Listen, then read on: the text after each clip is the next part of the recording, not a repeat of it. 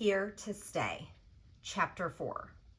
All right, choose you guys, Coach Johnson orders as he tugged his belt buckle. We've been through the new plays and done our layup drills. Now Coach has decided to have us scrimmage, shirts versus skins. As varsity co-captains, Marcus and Todd were in charge of choosing teams. Marcus's team shirt had picked first. Before he even said anything, Drew took a step forward. Beej, Marcus said, pointing at me. Present, I said. Had he called me before Drew? Let's go. Marcus waved me over. I jogged to half court, then turned to face the rest of the team. Drew's look of confusion quickly dissolved into a scowl. Will, who stood next to him, whispered something in his ear. Whatever he said didn't help Drew's mood. Drew, Todd called. Drew stared daggers at me as he walked over. He took off his shirt and tossed it to the sidelines. Some girls from the varsity squash team catcalled as they ran on the track above us. I hoped Elle wasn't one of them, because if Drew was the kind of guy she liked, I needed to hit the free weights. Dude was jacked, all sinewy. He had muscles I wasn't sure human beings were supposed to have.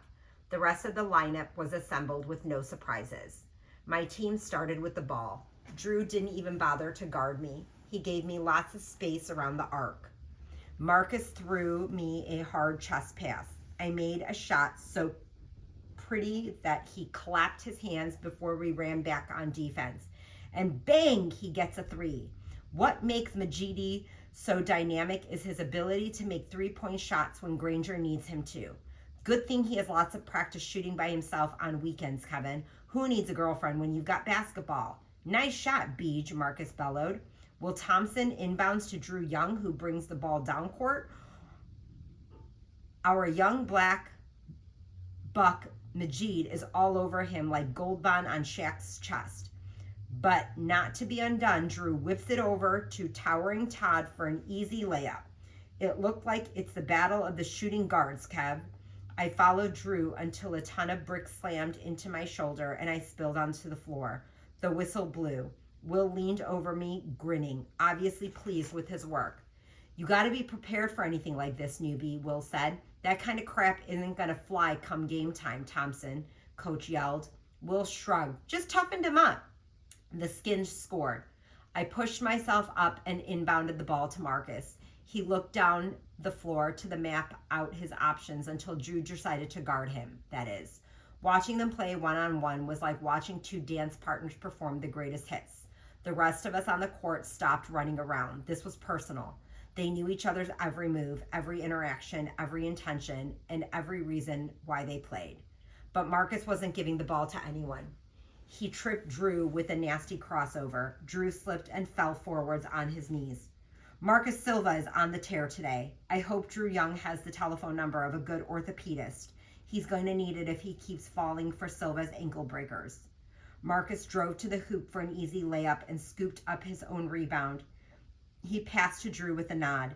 Drew slammed the ball down in frustration. Young surges full steam ahead, trying to shake off that embarrassment as best as he can.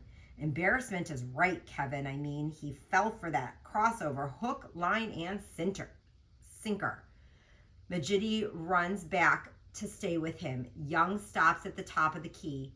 He buries a jump shot right in front of Majidi's face. Your boy can't guard me, Marcus, Drew shouted so everyone in the gym could hear, including Elle, Aaron, and the rest of the girls' varsity squash team still running on the track above us. I inbounded the ball to Marcus again, but he immediately passed it back. He wanted me to prove Drew wrong, to see what I would do when Marcus was no longer leading the team. Drew lunged at me, swatted the ball, and stole it away. I chased him down, running as fast as I could to make sure he didn't get a layup. Here comes Young, about to shoot, and bang! Majidi is right there, slapping the rock away from behind. Bijan is channeling Diambek Mutombo, letting Young know it is time to get out of his house. I blocked the hell out of the shot, and everyone knew it. My teammates laughed and cheered. Drew turned around to look at me. He was inches away from my face. That was a foul, he barked. It was a ball, and you know it, I said calmly. Bull, Drew said. He pushed his shoulder into mine as he walked past me.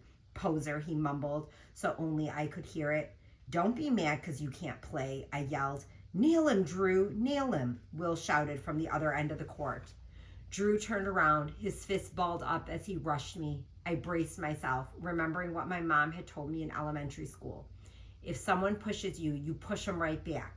It didn't come to that. Coach Johnson blew his whistle. My office, you two, now, he shouted. He blew his whistle again to corral everyone else into the locker room. After that, the gym got eerily quiet. I looked up. The squash team had stopped running to watch. Elle looked down at me like a celestial being, taking in the mortals and their foolish antics down below.